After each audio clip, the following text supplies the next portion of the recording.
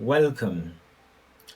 Dans cette vidéo, je vais vous dire pourquoi la réussite à l'école ne garantit pas la réussite dans la vraie vie.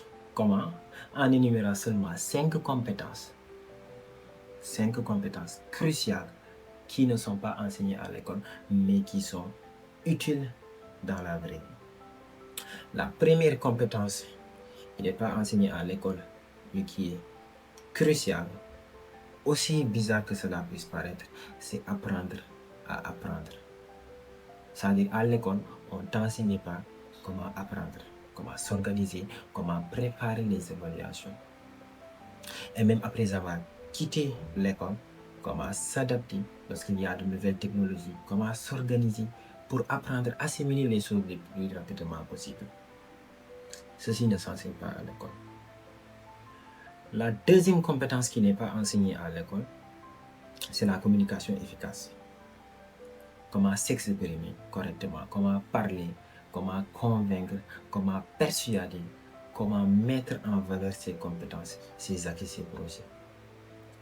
Chose qui est très importante, très banale. On ne t'enseigne pas comment convaincre les gens à accepter ce que tu as proposé. Et plusieurs personnes ont du mal à le faire. La plupart des experts, ils ne peuvent pas communiquer. Pourquoi? Parce que tout simplement dans notre cursus, on les a appris à enseigner des formules, des démonstrations, mais on ne les a pas appris comment transmettre ces connaissances, comment les mettre en valeur, comment convaincre les autres à accepter cela et à se faire valoir. Cette compétence aussi utile, aussi fondamentale, n'est pas enseignée à l'école. La troisième compétence qui n'est pas enseignée à l'école, c'est l'intelligence émotionnelle. C'est-à-dire d'avoir de l'empathie envers les gens, de ressentir ce que l'autre personne ressent. C'est-à-dire aussi de distinguer les différents types de comportements humains qui existent et de pouvoir s'adapter conformément à leur type de communication, à leur type de comportement. Parce que les personnes sont différentes. Et donc, quelqu'un qui ne sait pas les sciences qui existent derrière les humains, si une personne ne se comporte pas comme elle va penser que c'est un fou, il est mal éduqué, il n'est pas humble. Non, c'est son type. C'est sa manière de communiquer, c'est sa manière de s'exprimer. Ça, c'est l'intelligence émotionnelle. Des scientifiques ont fait des recherches là-dessus, ils ont écrit des livres, des tonnes de documents, des articles, mais malheureusement, ceci ne s'enseigne pas à l'école. La quatrième compétence qui n'est pas enseignée à l'école, c'est la gestion du temps. C'est-à-dire comment planifier ses journées, comment s'organiser, c'est-à-dire l'élève doit savoir qu'il y a certains types d'activités. Le cerveau ne peut pas se concentrer là-dessus pendant un certain temps donné.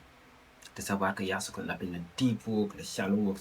Le cerveau ne peut pas se concentrer sur une activité, par exemple scientifique, pendant plus de 4 heures dans une journée. Ces choses ne sont pas enseignées à l'école. Il y a des scientifiques qui ont fait des recherches là-dessus, qui ont écrit, qui ont fait des articles, tout ça, ils les ont partagés. Mais malheureusement, ces compétences importantes qui permettront à l'élève de faire le maximum de choses possibles, et même quand dans le monde professionnel, une fois de savoir le temps pour faire le travail, le temps pour faire ceci, de s'organiser, de faire beaucoup de choses. Et ça, il faut l'organisation du temps. C'est une compétence qui ne s'enseigne malheureusement pas à l'école. La cinquième et dernière compétence qui n'est pas enseignée à l'école, c'est l'éducation financière. Il y a un proverbe anglais qui dit Getting wealth is a skill, staying wealthy is discipline, and multiplying money is an art. C'est-à-dire, acquérir de la compétence, acquérir de la richesse est une compétence, la conserver est une discipline et la faire fructifier est un art. L'école ne nous enseigne pas comment conserver notre argent, ni comment multiplier, comment faire fructifier notre argent. C'est-à-dire comment faire la planification budgétaire du mois, comment éviter de s'endetter, d'accord?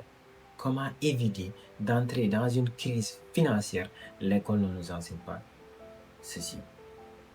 En somme, l'école ne nous apprend ni à apprendre par nous-mêmes, ni à communiquer avec clarté, ni à maîtriser nos émotions, ni à organiser notre temps, ni à faire preuve de discipline financière.